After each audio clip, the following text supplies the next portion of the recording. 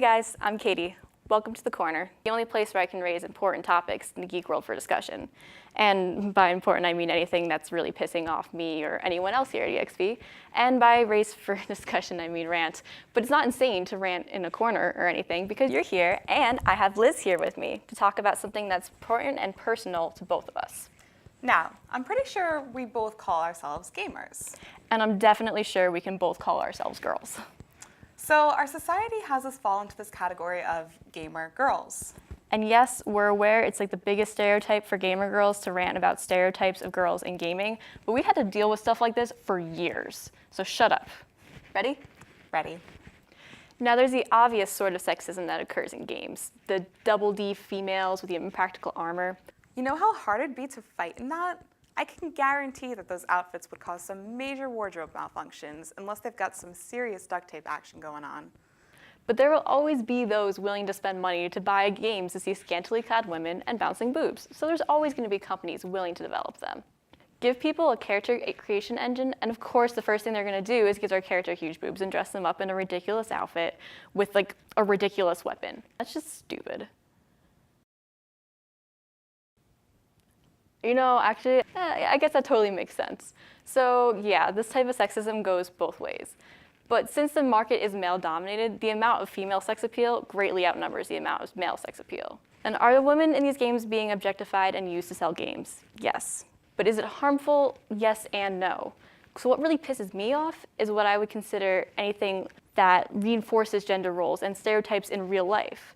The only stereotype I see here is that all women have huge boobs and like to show them and everything else off, which if anybody actually believes is true of all women, well, I think when they emerge from their parents' basements, they'll be majorly disappointed.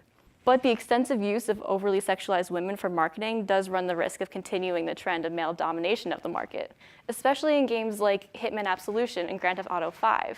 They're both games which I know I would definitely be interested in playing, but they advertise them in a way that has nothing to do with the actual gameplay. Stupid freaking Rockstar keeps tricking me into thinking you'll get to play as one of these girls. And you know, this time with 3 protagonists, like really? You can't blame the industry for advertising for their key demographic. But if they do so in a way that at the same time turns off the minority, then we're never gonna see an equal ratio or an improvement of the trend. And what's worse than portraying secondary like women characters to sell games and drooling over them is poor portrayal of female leads, like in The Other M. The original Samus was awesome because she challenged the traditional role of video game protagonist. Yes, she was little more than a helmet with no backstory, and yeah, she wore nothing under her suit. But there were Metroids that needed to be killed, and so she killed them. In the new Samus game, we can't get away from her backstory and her character development. Why does the game with the female have to be completely centered on exploring her emotions and her feelings and whatever she's thinking every freaking 5 seconds? Is that how the designers thought to make her more believably female? To make her a fragile, PMS-y pile of emotions that never shuts up? And why is one of the main themes revolving around motherhood? I swear, they better not do the same thing with the new Lara Croft game. I mean, who knows? It could end up being a game that portrays a female heroine how it should. You know, as a character and a human being. So many games feature main heroines who can't get over the fact that they're female. Like they have to overcompensate to be taken seriously by having the attitude of an emotionless robot or a psychotic killer. When the only personality a character has is the attitude of, yeah, I'm a girl bitch, and if you so much as look at me wrong, I'll kill you. Like seriously. To me, they just seem like kind of a jerk, and it makes the story fall flat because who the hell cares what they're fighting for? I happen to like the way the Mass Effect series handled the male-female shepherds, and that for the most part, they didn't bother with different general personalities, and instead wrote from a commander personality. Yes, men and women are different, but we've seen that motif so many times before, and it's only interesting for so long. It really frustrates me that there are so few games that feature a female character, and that they're so rarely ever critically acclaimed.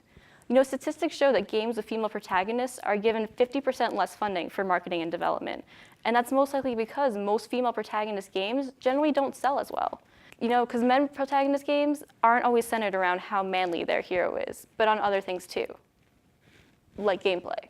But as bad as it is to objectify, underestimate, or stereotype females within games, what you really don't want to do is objectify or underestimate the girls who play them. It would be really weird if players made a point to tell the person on top of the scoreboard, oh, wow, congratulations for being so good at this game. I'm really impressed with your skills. But for some reason, when it's a girl carrying the team, This is a standard occurrence. Guys just love congratulating the girl on top. Yeah, they do. Why? Why do girls who play games have to be differentiated from guys playing games?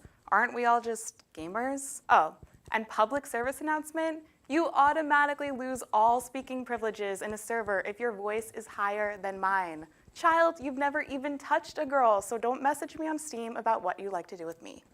The worst is in competitive gaming. In esports, we apparently need to separate all female teams and even separate female-only tournaments. Because, you know, our ability to toggle a joystick or react to gunshots is clearly inferior from those of males, thus causing a need to segregate.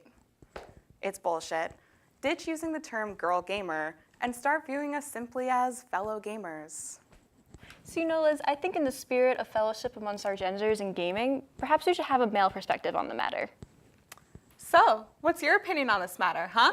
Yeah, what's your opinion? It's bad. Beautifully spoken. So don't objectify our strong females. Unless you're cool with being forever alone with the artificial intelligence of pixelated chicks. And just because we may kick your ass, Or completely emasculate you. that's no reason to be a jerk to us online. Take it like a man. And thank you for listening. And remember, it's all right to rant. Just doing the corner. Hey, I have legitimate things